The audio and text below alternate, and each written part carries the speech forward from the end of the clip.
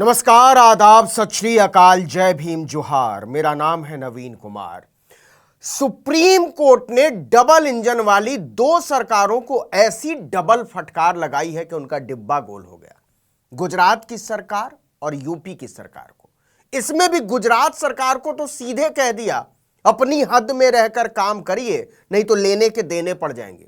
और यूपी सरकार को कह दिया कि आपकी हिम्मत कैसे हो जाती है कोर्ट के काम में दखल देने की। आप कानून और कोर्ट को कुछ समझते हैं क्या?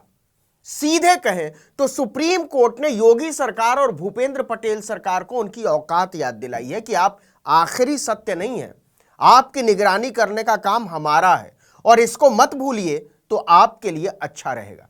आइए अब सिलसिलेवार तरीके से आपको मामला भी बता देते हैं कि आखिर कोर्ट ने दोनों सरकारों को क्यों नापा। तो पहले बात करते हैं उत्तर प्रदेश की योगी सरकार को लगी फटकार की। हुआ यूं कि हत्या का एक मामला था, जिसमें जांच चल रही थी।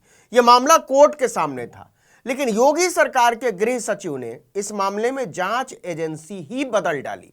खास बात यह है कि पहले उन्होंने आदेश जारी किया एजेंसी बदलने का और इसके बाद कोर्ट को इसकी इत्तला यानी जानकारी दी। अब जब सुप्रीम कोर्ट को गृह सचिव के इस कारनामे का पता चला तो उसने झाड़ लगाते हुए सरकार को कानून का पाठ पढ़ा दिया। कोर्ट ने कहा कि होम सेक्रेटरी को कब से यह अधिकार हो गया कि वो अपनी मर्जी से चलते हुए केस में जांच एजेंसी बदल दें या किसी मामले में फिर से जांच का आदेश दें। यह काम कोर्ट का होता है। होम सेक्रेटरी को इतनी सी बात पता नहीं है। अगर यह करना जरूरी ही था तो उन्हें पहले जज से पूछना चाहिए था और जो भी आदेश होता उसके हिसाब से फैसला लेते। लेकिन वो तो सीधे सीधे मनमानी पर उतर आए, कोर्ट का काम अपने हाथ में ले लिया। हम इसकी इजाजत नहीं दे सकते। जस्टिस एमआर शाह और जस्टिस सीटी रविकुमार की बेंच ने अपने आदेश में कहा कि होम सेक्रेटरी ने मामले की जांच पुलिस से छीनकर सीबीसीआईडी को सौंप दी। उसके बाद जांच एजेंसी ने मजिस्ट्रेट को जानकारी दी। बेंच ने कहा कि अगर सीआरपीसी के तहत जांच एजेंसी बदलने का अधिकार होम सेक्रेटरी को दे दिया जाए तब तो कोई भी आरोप उनसे संपर्क करके जांच एजेंसी बदलवा लेगा और पुरानी चार्जशीट को खारिज करा के बरी हो जाएगा। चलिए अब आपको यह भी बता देते हैं कि आखिर मामला क्या है जिसमें योगी सरकार को इतनी कस के फटकार लगी है। यह मामला है साल 2015 का। बागपत के बड़ौद थाना क्षेत्र में जान लेने के इस मामले में होम सेक्रेटरी ने अचानक जांच एजेंसी बदलने का आदेश दे दिया था, जबकि पुलिस ने 1 मार्च 2015 को चार्जशीट दाखिल कर दी थी। पहले मामले की जांच बड़ौद थाने के प्रभारी ने की थी। इलाका मजिस्ट्रेट ने 31 मार्च को चार्जशीट का संज्ञान भी ले लिया। इसके बाद यूपी के होम सेक्रेटरी ने खेल यह किया कि मामले की जांच क्राइम ब्रांच के हवाले कर दी।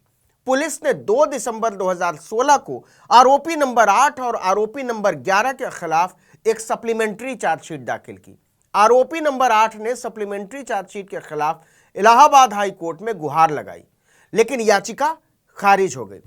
फिर वो सुप्रीम कोर्ट भी पहुंचा, लेकिन उसे वहां से भी कोई राहत नहीं मिली। 2018 में सीजेएम बागपत ने उसके खिलाफ गैर जमानती वारंट निकाल दिए। इसके बाद आरोपी नंबर 8 की मां होम सेक्रेटरी उत्तर प्रदेश के पास पहुंची और मामले की जांच सीबीसीआईडी के हवाले करने की गुहार लगाई। उनका कहना था कि उनके बेटे के खिलाफ पुलिस ने जो एक्शन लिया है वो जेल में बंद आरोपियों के बयान पर लिया है। 13 फरवरी 2019 को होम सेक्रेटरी ने जांच सीबीसीआईडी को सौंपने का आदेश दिया। उनके फैसले को हाईकोर्ट में चुनौती दी गई, पर वहां से याचिका खारिज हो गई।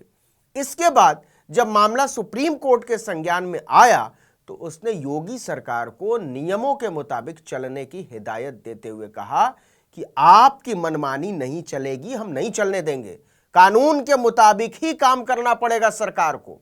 यह तो हुआ योगी सरकार का कारनामा। अब बात करते हैं दूसरे मामले की, गुजरात सरकार की। खास बात यह है कि यह राज्य खुद पीएम मोदी का गृह राज्य है। उस गुजरात की सरकार भी मनमाने तरीके से काम कर रही है। इसको लेकर सुप्रीम कोर्ट ने खूब खरी खोटी सुनाई। कोर्ट ने गुजरात की बीजेपी सरकार से कहा कि हमारे अधिकार क्षेत्र में दखल देने की कोशिश भी मत कीजिएगा, हमें गुस्सा आया तो आपको लेने के देने पड़ जाएंगे। दरअसल यह मामला साल 2022 के प्रमोशन का है, जो अप्रैल से सुप्रीम कोर्ट में लंबित है। जस्टिस एमआर शाह की अगुवाई वाली बेंच 2 जिला जजों के प्रमोशन से जुड़े मामले की सुनवाई कर रही है। याचिका में जिला जजों के प्रमोशन को लेकर की गई सिफारिश पर सवाल उठाया गया था। कोर्ट ने 13 अप्रैल को गुजरात सरकार से जवाब तलब किया था। 28 अप्रैल तक सरकार को अपना जवाब भेजना था, लेकिन इससे पहले ही 10 दिन पहले उसने 18 अप्रैल को प्रमोशन का नोटिफिकेशन जारी कर दिया। कमाल है। सरकार के इस कारनामे की जानकारी याचिकाकर्ता ने सुप्रीम कोर्ट को दी तो जस्टिस शाह भड़क उठे। उन्होंने गुजरात की भूपेंद्र पटेल सरकार को चेतावनी देते हुए कहा कि आप अपनी सीमा में रहकर ही काम कीजिएगा, हमें गुस्सा दिलाने की कोशिश भी मत कीजिएगा, नहीं तो हम किसी का भी करियर खत्म कर सकते हैं। साथ ही कोर्ट ने गुजरात सरकार के सचिव को खुद पेश होने का आदेश दिया। कहा कि वो खुद यहां पेश होकर हमें बताएं कि ऐसी भी क्या जल्दी थी जो हमारी तौहीन करते हुए जजों की पदोन्नति का नोटिफिकेशन इतने आनन फानन में जारी कर दिया गया। हालांकि इस दौरान गुजरात सरकार की तरफ से पेश वकील ने यह दलील दी कि हमारा इरादा गलत नहीं था, हम सुप्रीम कोर्ट की तौहीन नहीं करना चाहते थे। लेकिन कोर्ट के सामने वकील की एक दलील नहीं चली। बुरी तरह बिफरे हुए जस्टिस शाह की बेंच ने कहा कि इरादे चेक करने की कोई एक्सरे मशीन नहीं है हमारे पास, हम कैसे पता लगा सकते हैं कि आपने हमारे आदेश की अवहेलना गलत इरादे से की थी या फिर सही इरादे से।